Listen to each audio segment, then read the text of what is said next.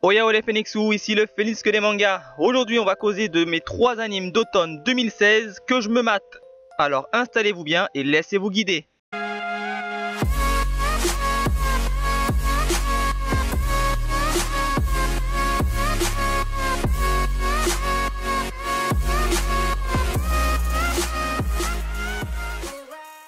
Et on commence sans plus tarder avec le premier anime qui n'est pas une nouveauté mais plutôt une suite dont l'un des protagonistes principaux se nomme Nagai Kei. Et vous me dites, c'est la mer noire. Il s'agit bien évidemment d'Ajin avec sa saison 2. D'ailleurs il y a peu de temps j'ai sorti une petite vidéo concernant mon avis sur la saison 1 dont tu peux y accéder en cliquant sur cette image. Bon, je suppose que vous connaissez tous de quoi parle cette série, mais je veux quand même vous rappeler les bails. Nous suivons le jeune Kei, un lycéen banal. Malheureusement pour lui, il va se faire renverser par un camion en rentrant de l'école et meurt sur le coup. Mais quelques instants plus tard, il ressuscite mystérieusement. On apprend alors qu'il est en fait un Ajin, des êtres immortels au pouvoir exceptionnel. Alors concernant l'unique épisode que j'ai regardé pour le moment, la série redémarre de la même façon que la saison précédente, à savoir très rythmée. Niveau ambiance de la série, ça reste sur le même calibre également, avec une tournure scénaristique intéressante. Niveau caractère design, perso je trouve que ça rend bien. Enfin concernant la bande son et notamment l'opening, je dois avouer que pour le moment, je la trouve plutôt moyenne. Bref, j'espère que cette seconde saison sera rythmée de la même manière que le début et ceci durant toute la série.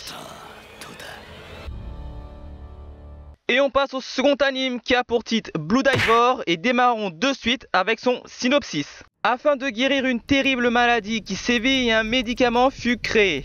Cependant, des effets secondaires virent le jour et eurent pour effet de transformer les patients en vampires surnommés les Blue Divor. Alors dans ce début de série, les bases sont en train de se poser avec déjà pas mal de sous-intrigues entamées et de l'action à gogo. Au vu de la fin du premier épisode qui est assez trash, j'ai l'impression que la série va partir dans un scénario qui mêle vampires et complot politique. Si c'en est le cas, j'espère qu'elle nous sera bien racontée. Pour ce qui est du caractère design, je m'attendais à voir une ambiance sombre dès le départ, mais à ma grande surprise, le graphisme était très coloré.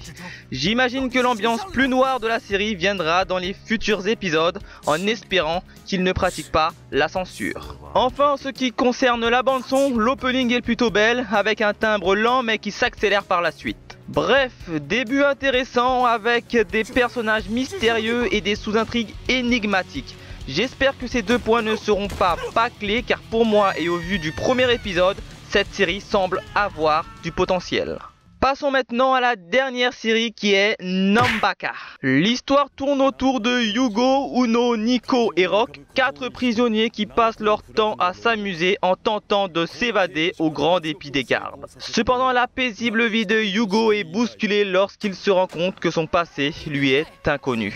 Alors, je vous l'annonce dès le départ, cette série est à prendre au second degré au risque d'être déçu. Le premier épisode est plutôt sympa et marrant, les différents personnages nous sont présentés pendant tout le long de l'épisode et vous allez voir que cette série sera à mon avis basée exclusivement sur la comédie avec une petite intrigue histoire de nous tenir captifs. Niveau graphisme, il est hyper coloré dans l'ensemble.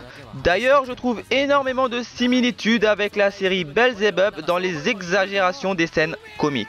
Enfin, côté bande son, l'opening colle à première vue bien à l'ambiance loufoque de la série. Vous l'aurez compris, si vous cherchez un anime totalement déjanté et loufoque sans trop vous prendre la tête, eh bien, foncez.